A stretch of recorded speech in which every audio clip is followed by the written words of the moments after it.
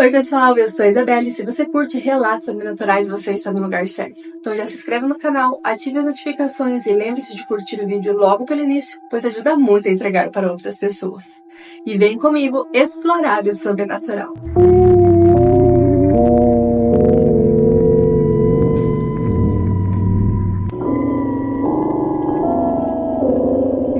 O anjo. Já presenciei algumas situações que considero sobrenaturais. Vou compartilhar uma das que me marcou profundamente. Eu tinha 23 anos e havia sido aprovada em um concurso público, aguardando ansiosamente a nomeação. Mas, de repente, surgiu a notícia de que o concurso poderia ser anulado, por questões que não cabem aqui. Naquele momento, eu estava no ônibus voltando para casa. Assim que soube, fui tomada por uma avalanche de emoções. Comecei a chorar, lembrando de todas as dificuldades que enfrentei para chegar até ali, com medo de que todo o meu esforço fosse em vão, e de que eu não conseguisse passar de novo, caso fosse necessário tentar novamente. Com a cabeça baixa para esconder as minhas lágrimas, um rapaz se aproximou, tocou em meu ombro e pediu para se sentar ao meu lado. Concordei, mas não entendi o porquê ele não se sentou diretamente.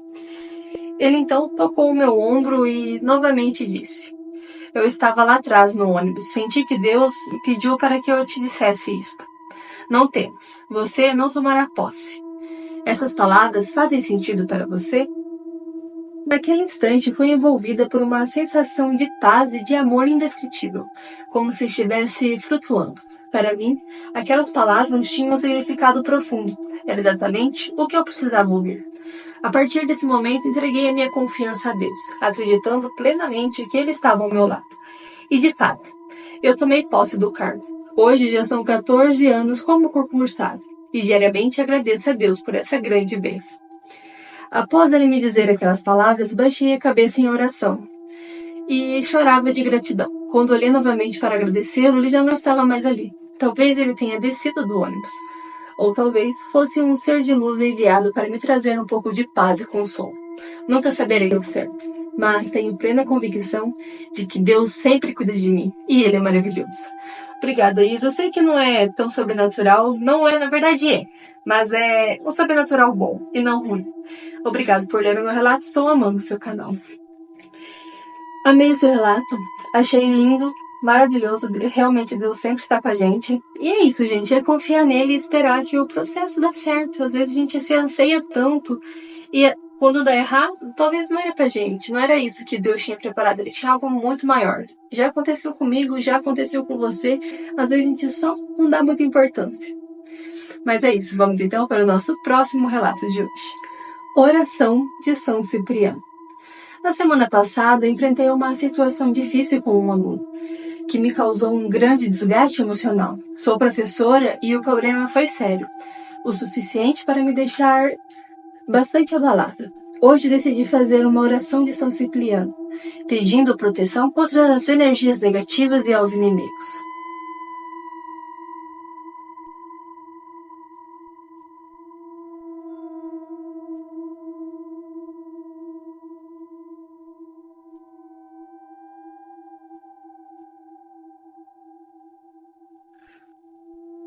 E hoje, algo muito inesperado aconteceu. O aluno começou a passar mal na minha sala de aula. Ele teve uma crise de pânico grande, com tremores e suores intensos. Chegou até a revirar os olhos. A situação foi tão séria que ele precisou de ajuda para se levantar e sair com o apoio de outras pessoas. E foi encaminhado para a direção e posteriormente ao hospital. Esse acontecimento me deixou bastante assustada. Isa, você acha que tem alguma coisa a ver com a minha oração? E o relato acaba, ele é bem curtinho, mas pode ser que tenha sim, né? Porque o livro de São Cipriano tem dessas coisas. Ele te dá, ele faz o que precisa, mas tem um preço, né? Porque, querendo ou não, é ocultista, né? Uma magia mais pesada, assim, do além, que a gente não tem tanto conhecimento. Mas, se Deus quiser, vai ficar bem. Só evita fazer isso com as crianças, pelo amor de Deus. Vamos então para o nosso próximo relato de hoje. Estranho visitante. Minha história começa quando eu tinha por volta dos meus 8 anos.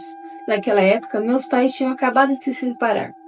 E eu, sendo uma criança, não conseguia entender nem lidar muito bem com toda a dor e a mudança que isso trouxe. A sensação de vazio e insegurança era enorme. Cada noite parecia mais longa e mais assustadora.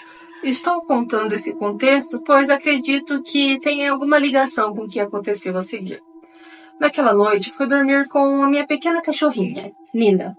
Ela era minha fiel companheira. Sempre dormia comigo e, de certa forma, parecia ser a minha protetora contra os medos da escuridão, como qualquer criança pequena costuma ter.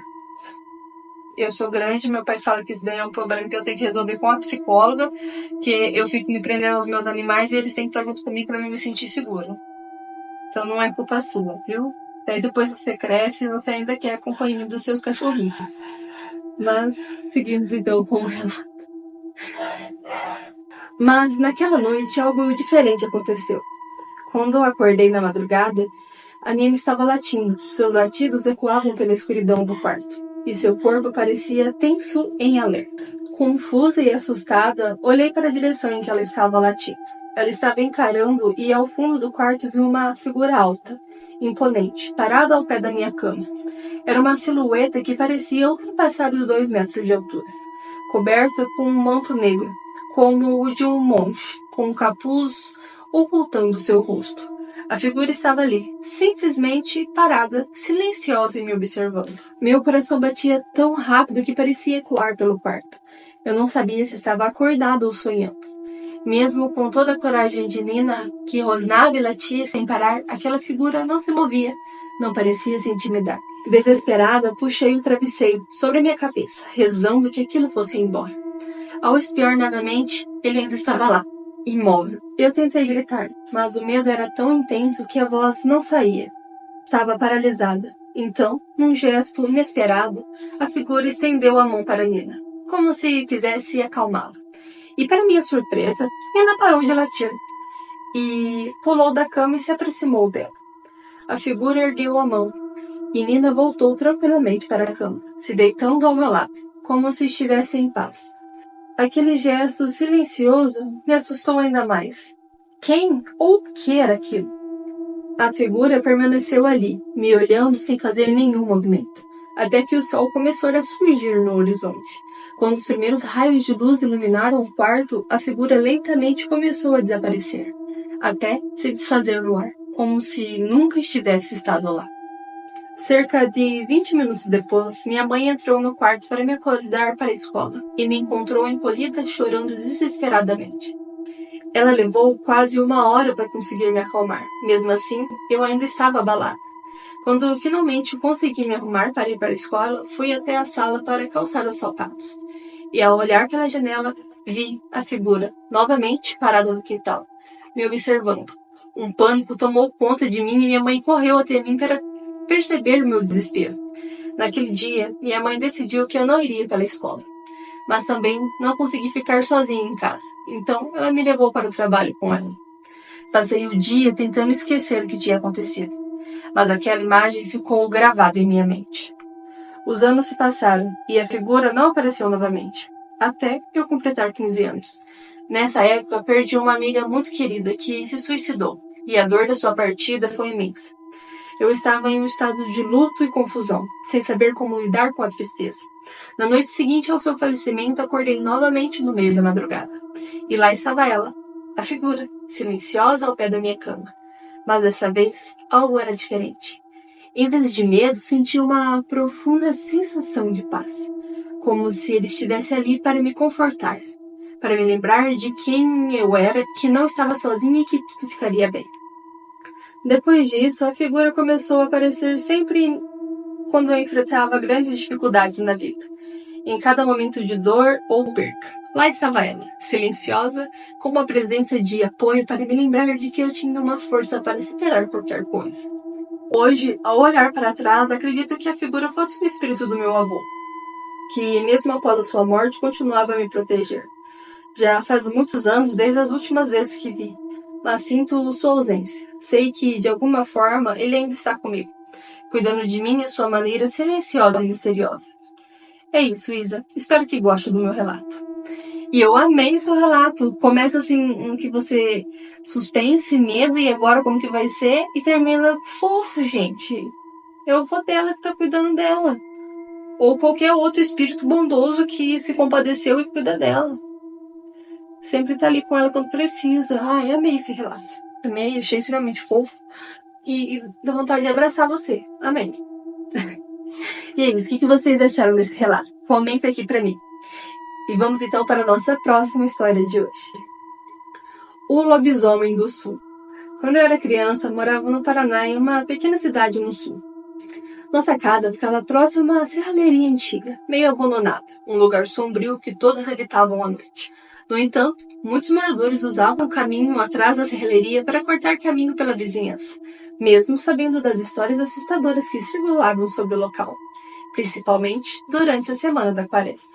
Em uma dessas noites de Quaresma, meu padrinho apareceu em nossa casa. Ele estava claramente embriagado, mas conseguiu falar direito. Minha avó, como sempre paciente, o acolheu e lhe deu um café forte, na esperança que ele melhorasse um pouco. Já era tarde, e depois de um tempo, minha avó pediu para que ele fosse pela casa dele, para ele poder descansar. Relutante, ele se despediu e saiu pela porta dos fundos, resmungando algo incompreensível. Alguns minutos depois, no entanto, ouvimos um barulho intenso do lado de fora, como se alguém estivesse correndo desesperado em nossa direção. A porta se abriu com violência e meu padrinho entrou de volta, pálido e ofegante, com os olhos arregalados, parecendo sóbrio de repente. Eu vi uma coisa lá fora. Ele balbuciava, tremendo. Todos nós ficamos em silêncio, tentando entender o que ele dizia. Ele continuou. Era um cachorro, mas não era um cachorro qualquer. Ele começou quase sem fôlego. Era enorme, pelagem baia e estava andando em pé, como um homem. Eu juro, ele me olhou direto nos olhos antes de desaparecer na escuridão. Meu padrinho parecia aterrorizado, um medo que eu nunca tinha visto nele antes, especialmente porque ele era um homem forte que não se assustava facilmente. Minha avó, ao contrário de todos, parecia estranhamente tranquila. Ela olhou para meu padrinho e com um leve sorriso melancólico disse: "Isso aí é coisa comum por aqui. Nessa época, esse lobisomem aparece, principalmente nas noites mais escuras. Já ouvi várias vezes, rondando o galinheiro para comer as galinhas." O silêncio tomou conta da sala. A ideia de um lobisomem, uma criatura das histórias que achávamos que era apenas folclore, nos arrepiava até os ossos. Meu padrinho, ainda abalado, perguntou à minha avó por que ele nunca nos tinha contado isso antes. Ela apenas respondeu que acreditava que ele não faria nada a ninguém, desde que ninguém tentasse enfrentá-lo. Naquela noite, ninguém conseguiu dormir. Ficamos acordados de olhos abertos, ouvindo qualquer som estranho vindo do galinheiro nos fundos. Era como se a escuridão ao redor tivesse ganhado vida, cheia de segredos e olhos invisíveis. As sombras no quintal pareciam dançar, e eu jurava ouvir passos leves, como se alguém estivesse rondando a nossa casa. No dia seguinte, fomos ao galinheiro e encontramos algumas penas espalhadas, marcadas de arranhões nas madeiras, e as galinhas estavam agitadas, e algumas não apareceram. Minha avó apenas balançou a cabeça como se já esperasse por isso. Desde então, durante a Quaresma, sempre que ouço qualquer som do quintal, eu lembro daquela noite. Nunca mais vi meu padrinho falar sobre o lobisomem, mas sei que ele nunca esqueceu o que viu. E mesmo depois de tanto tempo, ainda sinto um calafrio em pensar na criatura que ronda as noites escuras, esperando a época certa de atacar. E é isso, Isa. Espero que você tenha gostado. Estou amando seu canal. E eu amei o seu relato. Eu amo relato de lobisomem. Eu morro de medo de ver um, mas eu amo relato de lobisomem. Se você tem um relato de lobisomem, manda pra mim que eu vou ficar muito feliz. E que relato incrível. Eu só vou saber de tudo, nunca falar nada pra ninguém. Porque ela sabia que eu ia querer ir lá caçar o bicho e ia dar ruim. Muito esperta, sua avó. Amei ela já, fofa, linda. E é isso, vamos então para o nosso próximo e último relato de hoje. A presença. Vou contar uma das experiências mais inexplicáveis que já vivi. Foi há alguns anos, quando eu voltava de uma festa em uma cidade a cerca de 60 km de onde eu moro. Era de madrugada e a estrada estava completamente deserta, apenas eu e o silêncio da noite. O que antes parecia ser uma viagem tranquila, logo se transformou em algo estranho e aterrorizante. A neblina naquela noite era tão densa que eu mal conseguia ver um palmo à minha frente. A faixa da pista desaparecia no branco absoluto que parecia engolir tudo ao meu redor. Era como se eu estivesse dirigindo direto para uma nuvem, ou algo ainda mais surreal. Senti uma estranha sensação de isolamento e comecei a pensar talvez num tom meio brincalhão para aliviar a tensão. Nossa, parece que estou indo direto para o céu. Foi nesse momento, no exato instante que eu pensei isso, que uma sensação fria e assustadora tomou conta de mim. Senti claramente uma pressão nas minhas costas, como se algo estivesse sentado no banco de trás e pressionando os joelhos contra o meu assento. Era um peso real, algo que parecia estar lá de verdade, apesar de eu saber que estava sozinha no carro. Um arrepio percorreu pela minha espinha, e o medo se instalou como uma onda de gelo. Minha primeira reação foi tentar me convencer que não tinha nada, que era só a minha imaginação. Mas a pressão continuava, uma sensação persistente de que havia outra presença comigo. Alguém ou algo sentado no banco de trás. Tão próximo que eu podia sentir a tensão em minha coluna, como se alguém estivesse prestes a se inclinar pela frente. Eu não tive coragem de olhar para o retrovisor. Instintivamente, virei para o lado, afastando qualquer visão do banco de trás. O medo de ver algo que confirmasse minha suspeita era grande demais. Senti o meu coração disparar, e para tentar romper o silêncio, liguei o som do carro no volume máximo, na esperança de abafar qualquer ruído que aquela presença pudesse fazer. Tudo que eu queria era sair dali, o mais rápido possível. Acelerei pela estrada sinuosa, lutando contra a neblina e tentando manter a concentração. Sentia um olhar insensível daquela presença nas minhas costas, como se não estivesse disposto a me deixar em paz, até que eu estivesse em um lugar seguro. Finalmente, avistei as luzes fracas da cidade à frente. A pressão em minhas costas pareceu diminuir, à medida que eu me aproximava das luzes, até desaparecer por completo assim que entrei na área urbana.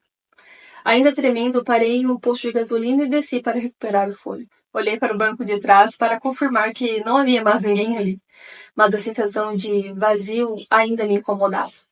Desde aquele dia, passei a acreditar que talvez tivesse recebido um aviso ou uma espécie de alerta, para que eu tivesse mais cuidado na estrada. A presença, fosse ela o que fosse, parecia ter surgido para relembrar o quão fina é a linha entre o mundo dos vivos e o desconhecido.